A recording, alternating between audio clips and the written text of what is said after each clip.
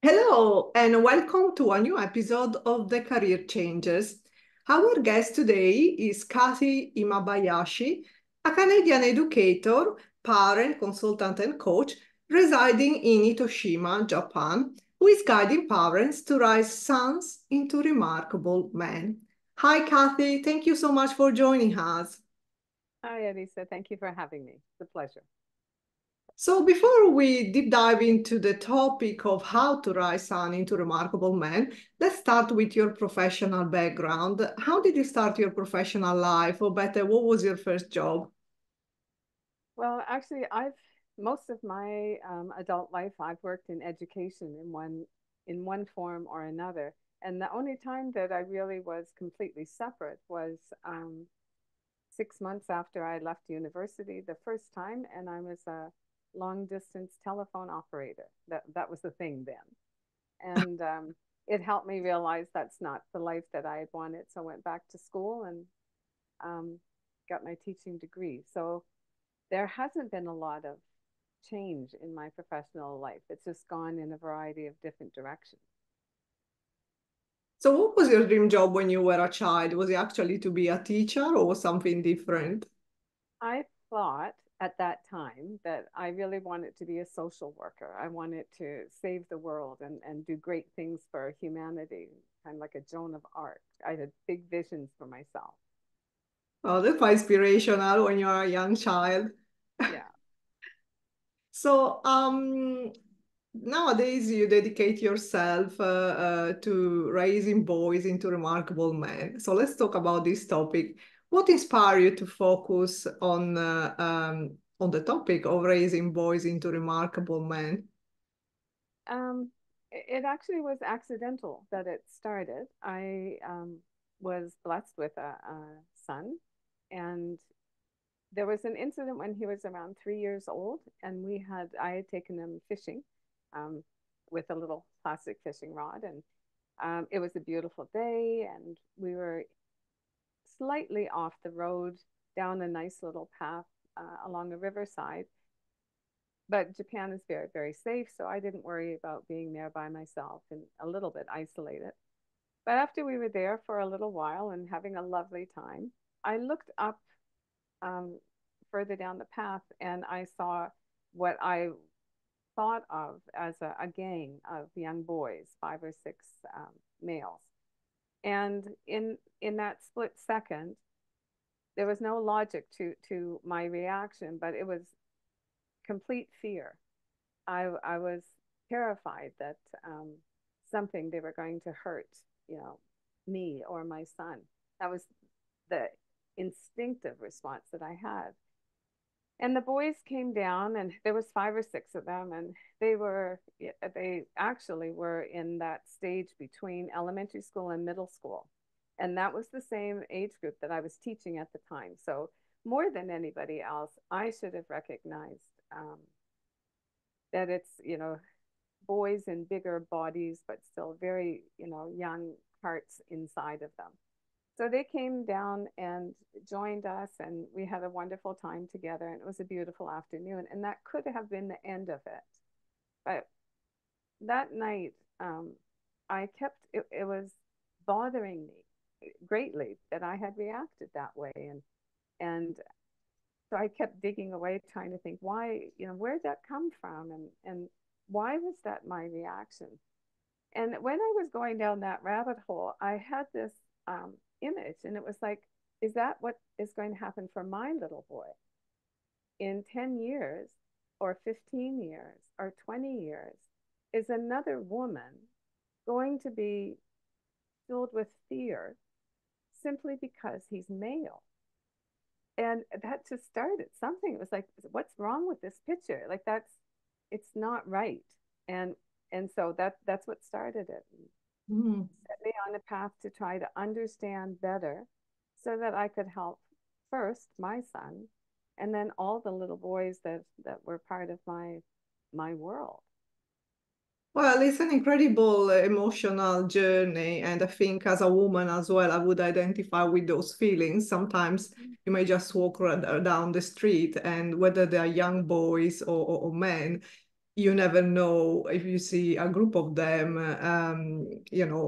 you may have certain triggers, certain Yep. feelings, and just feeling, okay, everything's gonna be okay. But for some reason, I think I don't want to speak for others, but I really identify with the way you felt, and so I can feel the same many times.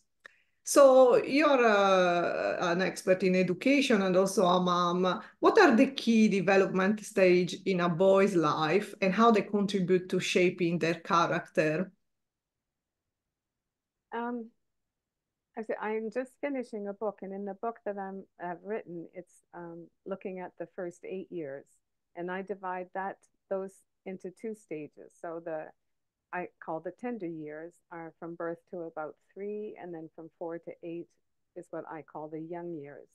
After that, you have the tweens, which would be like 9 to 12 years old, and then you have the teenagers, and then you have the young adults. And each one of those stages has complexities uh, all around all the stages of development and all the hormonal parts of development for a young boy. But besides the challenges, there's also a lot of wonders and there's a lot of beautiful things in each one of the stages. So as the adult, it's our job, I believe, to understand what the challenges are, understand what the stages are, and then to support and adapt as our boys are going through them. So, in your experience, or at least in your thinking, how do societal expectation and cultural influences impact a boy's upbringing? I think that may be also different depending on the country where they live. Well, it has a very big impact because most people don't realize how much, as in my situation, how much unconscious gender bias we have. And that bias impacts how we parent or how we interact with males. One of the things that I have done with parents that I've been working with is I will have two portraits of a toddler, and one toddler is dressed in typically little girls' clothes, and one is typically little boys' clothes. And then there's a set of 4 or 5 questions, like what do you think the child's name might be? What do you think their character might be? Um, what hobbies might they have as they're growing up? What kind of a career do you think they might go into? And then after everyone has had their input, I tell them that it's the same child.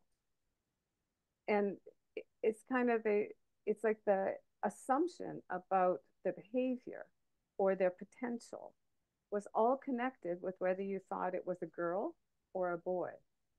So, you know, boys learn really quickly that there is a way to behave that's acceptable and that's not acceptable. And they learn to push down what those emotions are, the vulnerable feelings, and they put on masks so that they can fit in with others. And the more masks that they put on, the less you get to see what that, pure little boy is inside. So until we recognize how our own biases are impacting how we are relating and expecting boys and girls to behave, then we're not moving forward. That's so interesting. And I think it clearly shows how parents can influence their sons or even their daughters when they grow up, of course, naturally, but specifically related maybe to gender preconception.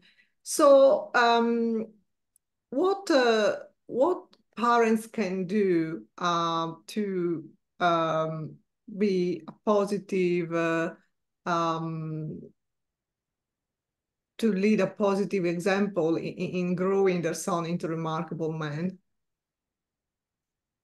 Well, I think the first thing for parents is to understand how powerful of an impact they have.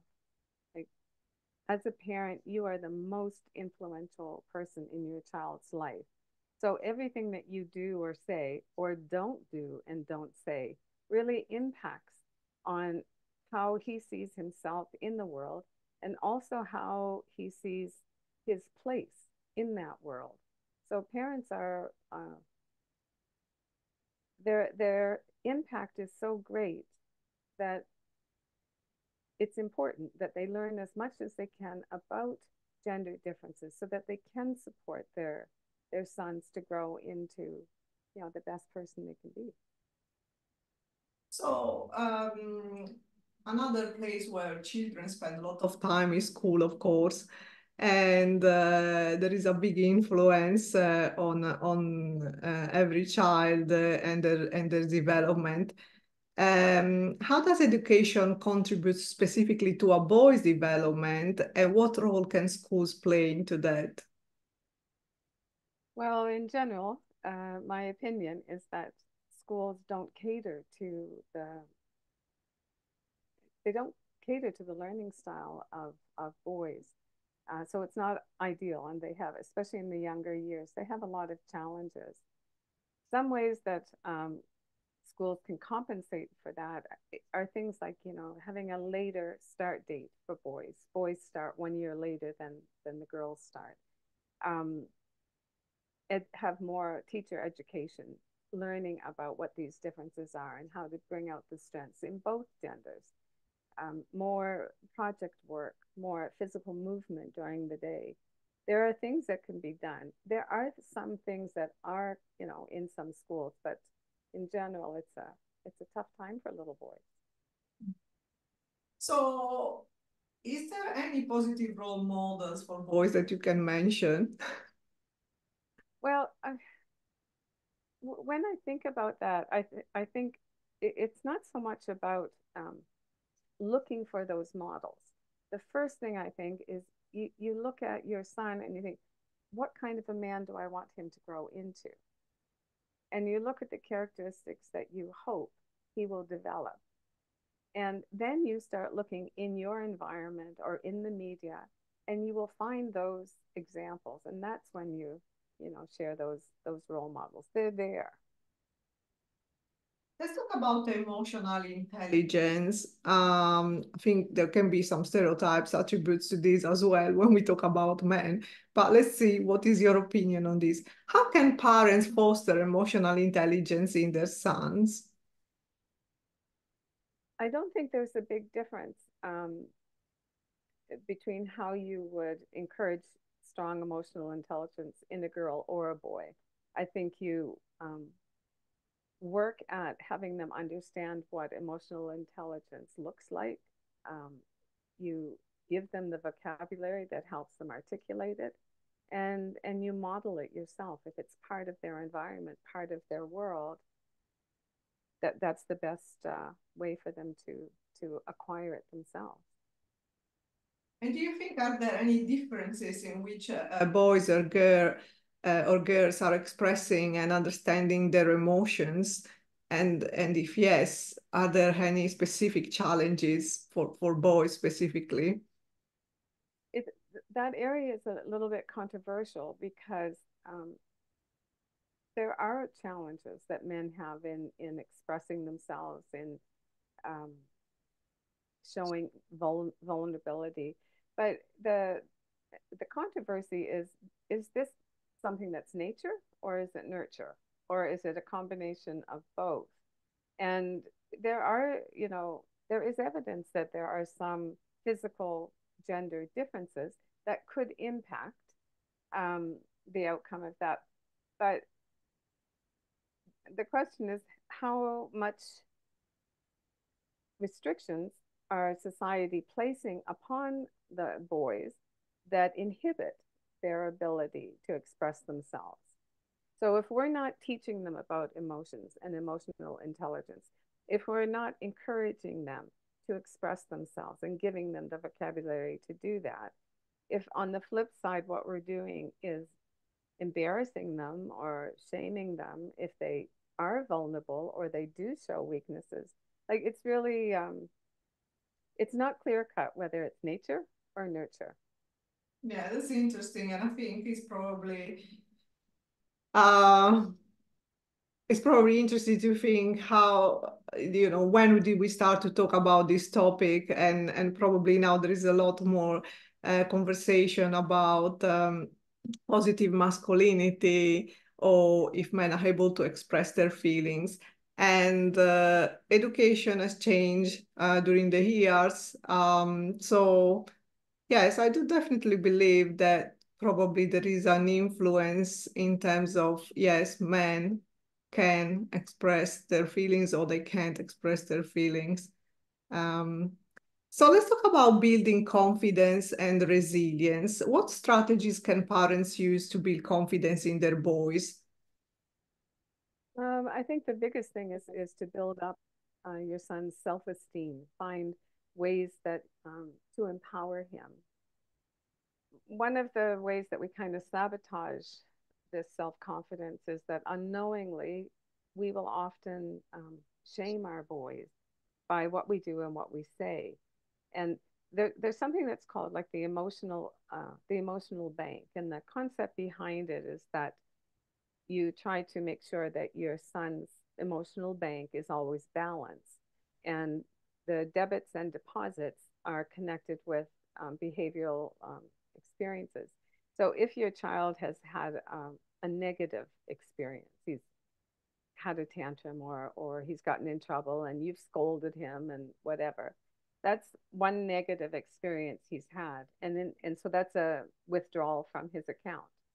It takes seven, or they say it takes, about seven deposits in order to balance that out. For every one negative, you need seven positives. So if you're consciously aware of that, and they don't have to be big, like one deposit could be a hug, one deposit could be, saying, that was wonderful what you did with the dog, taking care of the dog. They don't have to be really big things.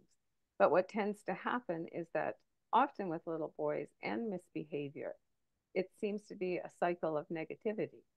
And so that decreases their self-esteem and confidence. So that's one way to try to build it up, is being aware of that. So, in my mind, I go back to when you started this conversation mentioning the group of boys coming towards your son, and it gives me a little bit the idea of peer pressure, and this make me think about young boys sometimes are subject to these peer pressures, and as a result of that they may not necessarily do take the best choices. So how can parents help their sons to deal with this peer pressure and make positive choices? Well, I think it starts when they're very young, and it's connected with how strong that bond is between parent and the child. Um, Boys have a need for risky play, and that kind of, it's different how they play, what is exciting for them. There are gender differences that, if you are aware of those, then you can provide opportunities where your son doesn't need to go out with his buddies and get in trouble for risky behavior. Instead, you can provide some kind of more structured, but I'm trying to think of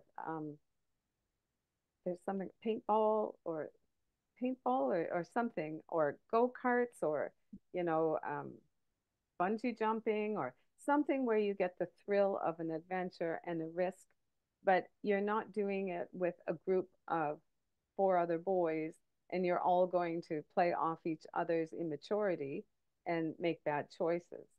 So I don't think you can say that, this is what you do to be able to protect them from peer pressure.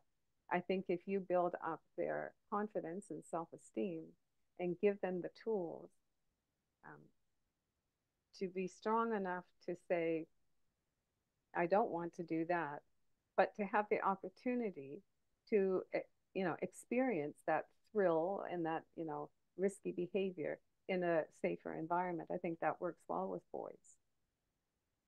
So let's talk about adulthood. As a role of a parent is to prepare a child for that and set them free to fly. So are there any practical skills or maybe even big life lessons that parents should impart to their sons in preparation for adulthood?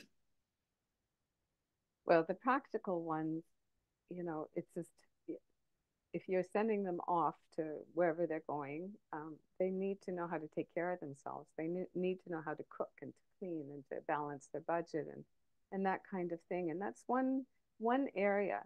But there's especially for young adulthood or when they're even late teens, early adulthood, when they're first going out on their own, we have a tendency to think that, you know, they're young adults now, and we put those expectations for behavior and responsibility as a young adult, as we would a young woman who is very responsible and independent and can take care of herself. But the fact is that boys' brains are not, the front part of it is not fully developed until mid to late 20s. So we are assuming that they will act and behave like young adults when they don't yet have a fully formed brain. So there's a little bit of incongruence between what the expectation is and what the reality is. And I think that often causes real chaos and turmoil in those first few years where they are out on their own, but they really don't, have full capacity to be as independent as we're expecting them to be. How can parents guide their sons in choosing their paths or career, if there is a way to do so, of course, being respectful of what are their desires and ambitions? Again, I think it's all about connection and communication that you've been working on since they've been born. And if you have developed that kind of relationship, um, you will know what their interests are, what their passions are. So you can, you know, I don't think it's guiding them, it's supporting whatever their choices are. If they're interested in dance, then you might help them research that a little bit more or find ways to experience it more to know if that's, what it is. Um, I think it's really all connected with what kind of relationship you have with your child. Mm. So we often forget that with our choices, we can have a positive impact in the world. How do you feel you're making the world a better place through your work? Well, I think by sharing with others what I've learned for almost 40 years now, um, I think that when I work with parents and I'm working with little boys, I think that they have a better relationship. I think they're happier together. And so I think the world is richer and more authentic for the boys and their parents. And if you could give only one piece of advice to anyone growing a son, what that would be? That you don't know what you don't know. So you have to work really hard to learn about all of these things, to keep opening those doors and trying to understand what the differences are and how you can support your son. So we reached the end of this episode. If anyone would like to reach out to you, how and where they can find you? Best place is at the website, which is sonhoodcoaching.com. I'm also on LinkedIn and Instagram, but the Facebook has everything there, all the connections. And now really the last question that we ask to all of our guests, if you could give yourself a piece of advice, what would you say to your younger self? I would tell myself that what makes me different is not a weakness or a lack of something, that it's really my superpower. And so to embrace it and shine your light. Well, thank you, Cathy, so much for joining us today and sharing your inspirational career story and wisdom with our listeners on how to rise son in a wonderful man. Thank you very much, Elisa. It's been a real pleasure to talk with you. Thank you. And the last message for our listeners, don't forget to subscribe to our channel and tune in next week for a new inspirational episode of The Career Changes. Thank you.